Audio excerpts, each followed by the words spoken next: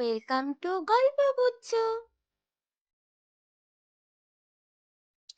এক ছিল অরুণপুর নামে সুন্দর রাজ্য। চারিদিকে ফুল, পাখি, নদী, সমস্ত কিছুর যেন সমারোহ লেগেছিল। রাজা রুদ্রপ্রতাপ আর রানী মাধবীলতা ছিলেন ভীষণ দয়ালু এবং স্নেহাশীল। রাজ্যে সবাই খুব সুখে ছিল। এক সকালে আকাশ ঘন কালো মেঘে ঢেকে গেল। সূর্য আর উঠল না। পাখিরা গান গাওয়া বন্ধ করে দিল। ফুল শুকিয়ে গেল, নদীর জল ঘোলা হয়ে গেল। রাজ্যের এই অবস্থা দেখে রাজা রানী দুজনেই ভীষণ বিষণ্ণ হয়ে পড়ল। দুজনেরই মন ভারাক্রান্ত হয়ে উঠল। রানী, এই রাজ্যে অন্ধকার কেন নামলো? আমার মন ভয়ে ভীষণ কাঁপছে। মহারাজ, লোকেরা এবং রাজ্যবাসীরা বলছে উত্তরের পাহাড়ের এক জাদুকর বাস করে। সে হয়তো জানে এই অভিশাপের কারণ। আমার মেয়ে অনেক সাহসী ও বুদ্ধিমতী। সে হয়তো কিছু করতে পারবে রানী। রাজকন্যা অনন্যা তখন 16 বছরের মেয়ে, কিন্তু তার মুখ খুব দৃঢ়। সে ভীষণ সাহসী। সে জানে কিভাবে অন্যায়ের বিরুদ্ধে লড়তে হয়। সে জানে প্রতিবাদ করতে। বাবা, আমি যাব। আমি অন্ধকার ভাঙবো। রাজ্যের সবাই আবার আলো দেখবে। তুমি নিশ্চিন্তে থেকো বাবা। আমি ঠিক জয়ী হয়ে আসব।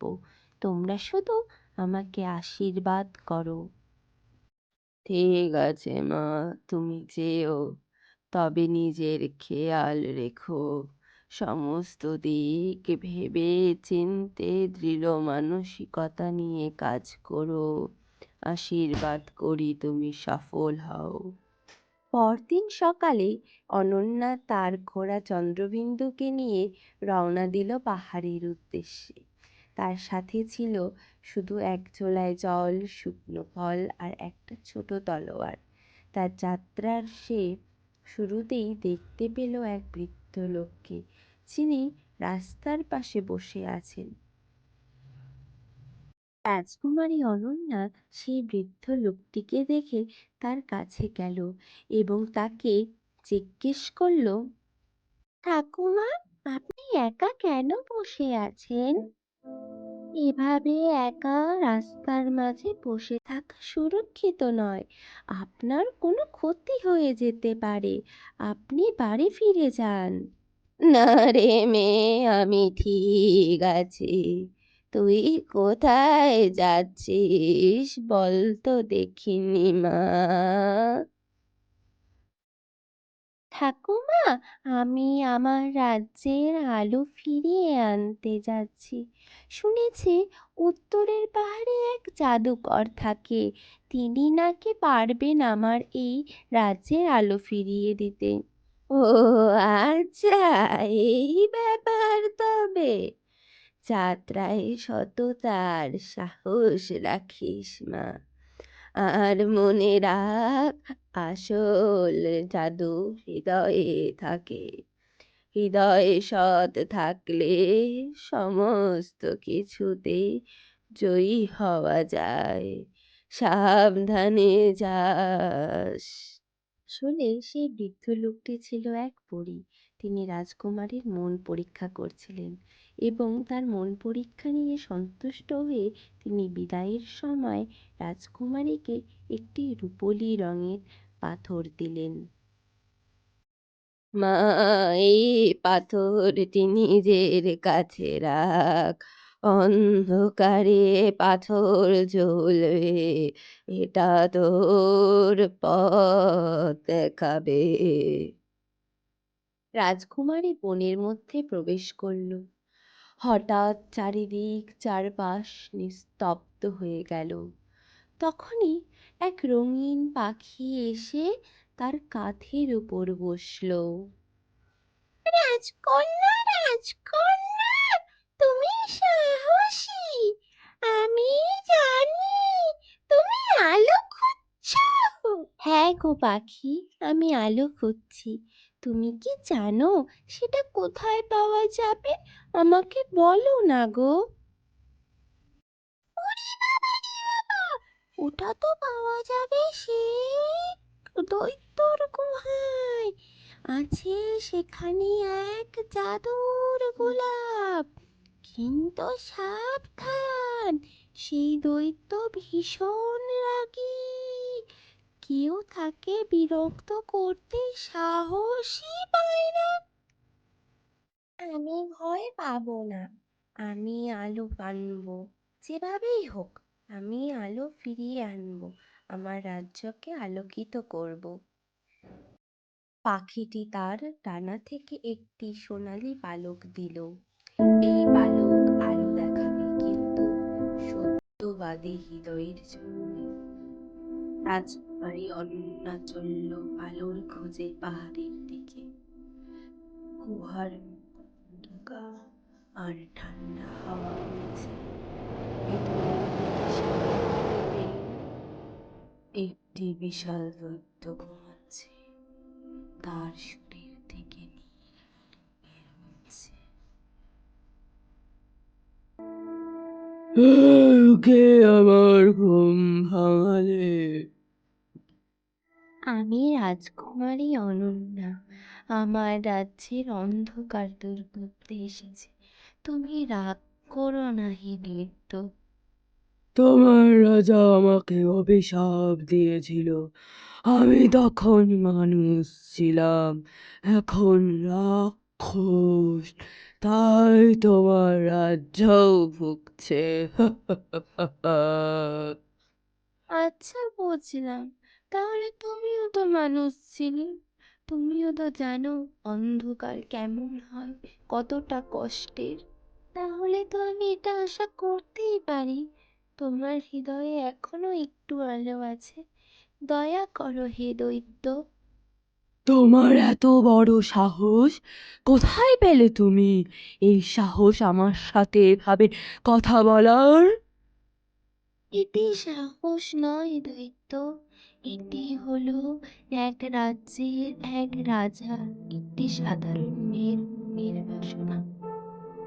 তোমায় অনুরোধ করছি, তুমি ফিরিয়ে দাও না আলো।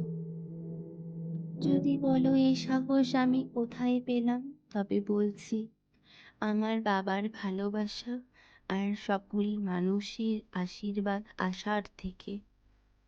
দয়া করো হে প্রভু, ফিরিয়ে দাও না আমার রাজ্যের আলো। কথা দিচ্ছি তোমায় আবার মানুষের রূপান্তরিত করব। রাজকুমারী অনন্যার কথা শুনে দৈত্যর চোখে জল এসে গেল। তুমি প্রথম কেউ যে আমাকে দয়া করে কথা বললে। তোমার কথায় আমার মনে অনেকখানি সাড়া ফেলেছে।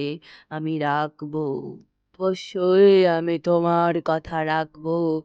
কিন্তু তুমি চিন্তা করো না হে মেয়ে, আমাকে আর মানুষে পরিণত করতে হবে না, আমি মুক্তি পাবো। ঠিক আছে দৈত্য, তুমি অনেক বড় মনের মানুষ, তোমার ভালো হোক। তোর চোখের জল পড়তেই গুহা কাঁপতে শুরু করলো।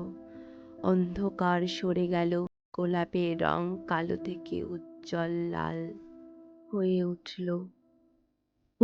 গোলাপ রং রাতের মাঝখানে রোপণ করো, সূর্য আবার উঠবে। ধন্যবাদ দৈত্য, তুমি খারাপ নও, তুমি শুধু দুঃখ পেয়েছিলে। ধন্যবাদ আমার রাজ্যে আলো ফিরিয়ে দেওয়ার জন্য। তোমাকে অশেষ অশেষ ধন্যবাদ। ভগবান তোমার মঙ্গল করুক, তুমি ভালো থেকো। রাজকুমারী অনন্যা গোলাপ হাতে রাজ্যে ফিরে এলো। রাজপ্রাসাদের সামনে সেই গোলাপ রোপণ করতেই আকাশ ভরে গেল আলোয়।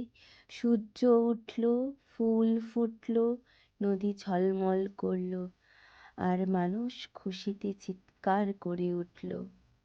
আমার সোনা মেয়ে অনন্যা, তুই আমাদের রাজ্যকে আবার বাঁচিয়েছিস। তুই অনেক সাহসী, তুই তোর দৃঢ়তার প্রমাণ দিয়েছিস। তুই হবি ভবিষ্যতের এই রাজ্যের রানী। তুই শুধু সাহসী নোস মা, তোর মনও সবচেয়ে সুন্দর। তুই অনেক ভালো থাকবি, অনেক ভালো রাখবি এই রাজ্যকে। তুমি ঠিকই বলেছ, এই রাজ্যের দায়িত্ব আমাদের মেয়েরই হবে। তোকেই নিতে হবে মা এই রাজ্যের দায়িত্ব। তুই ঠিক সামনে রাখতে পারবি। না মা, আমাকে এখনই এত বড় দায়িত্ব তোমরা দিও না। আমি শুধু আমার চেষ্টাটুকু করেছি। আলো শুধু আমার কারণে নয়, সেই দৈত্যর কারণেও এসেছে। সে তার ভুল বুঝেছে মা। রাজ্যে আলো ফিরে আসায় আবার উৎসব শুরু হলো। সবাই হাসলো, সবাই খুশি, সবাই আনন্দে মেতে উঠল। সেদিন থেকে আর কেউ কাউকে রাগ করে শাস্তি দিত না। সবাই ক্ষমা আর ভালোবাসা শিখলো, ভালোবাসতে শিখলো। সবাই একে অপরের সাথে ভালোভাবে থাকতে শিখলো। তবে আমার ছোট্ট বন্ধুরা, তোমরা এই গল্প থেকে কি শিখলে? ক্ষমা ও দয়া দিয়ে হৃদয়ের অন্ধকার দূর করতে হয়। সত্যিকারের জাদু তো ভালোবাসাতেই লুকিয়ে থাকে। তোমরাও কিন্তু সকলকে ক্ষমা করো, সবাইকে দয়া করো। কখনো খারাপ ব্যবহার করো না কিন্তু। কাউকে কখনো কষ্ট দেবে না। তবে আজ এই অবধিই থাক। আবার দেখা হবে নেক্সট ভিডিওতে। সঙ্গে থেকো, সাবস্ক্রাইব করো।